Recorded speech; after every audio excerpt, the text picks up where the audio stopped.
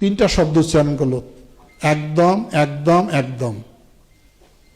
2014 সালে যখন ইলিয়াসকে গুম করলো, 4 দিন কি 5 দিন পর ম্যাডাম আমাকে ফোন করছে। আমি তখন বড় বাড়িতে। দুলু তুমি কোথায়? আমি আসি। তিনটা শব্দ উচ্চারণ করলো, একদম একদম একদম। মানে উনি জেনে গেছিলেন যে আমিও টার্গেটে, যে কোনোভাবে জানছেন উনি। তারপর আমি তো 4-5 মাস অন্ধকার প্রকোষ্ঠ ঘরের মধ্যে থেকে চুল টুল বড় হয়ে গেল। তাহলে ওখান থেকে উনি আমাকে সাবধান করে দিলেন।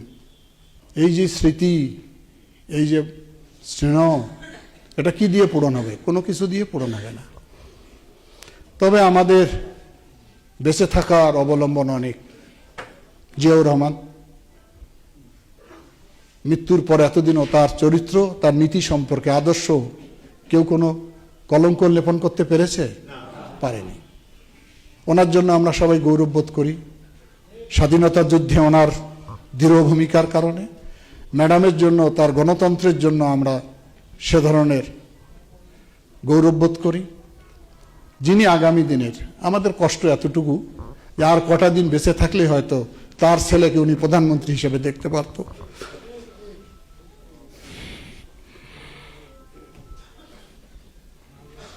সেটাই সম্ভব হলো না।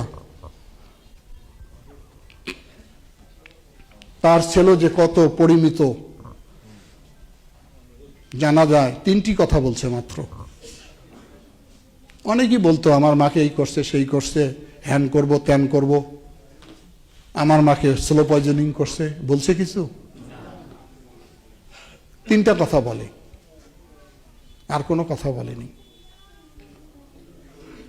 আমরা আশা করি জিয়াউর রহমান এবং ম্যাডাম খালেদা জিয়ার ওরজাত সন্তান আগামী দিনের বাংলাদেশ। তারেক রহমান যেদিন বাংলাদেশে নেমেছে সেদিনের রাজনৈতিক হাওয়া পরিবর্তন হয়ে গেছে। এখন হয়ে গেছে না? ওনার যে আবার সহধর্মিণী এবং তার কন্যা জোবায়দা রহমান এবং জাইমা রহমান, তাদের আচার আচরণ, দাঁড়িয়ে থাকার ভঙ্গি দেখেন। এখান থেকে শিখতে হবে আমাদের।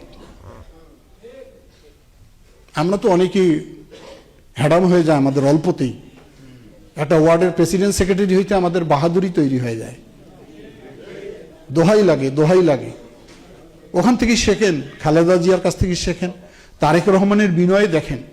স্ট্যান্ডিং কমিটির সব মেম্বার উনি আগে উঠে দেয় গাড়িতে, তারপর উনি ওঠেন। ওনার গাড়ির দরজা কেউ খুলতে পারে না, উনি নিজে খুলে ওনার সহধর্মিনীকে উঠায়, উনি নিজের দরজা খুলে উঠে। জিয়া পরিবারের কারণে বিএনপি বেঁচে আছে।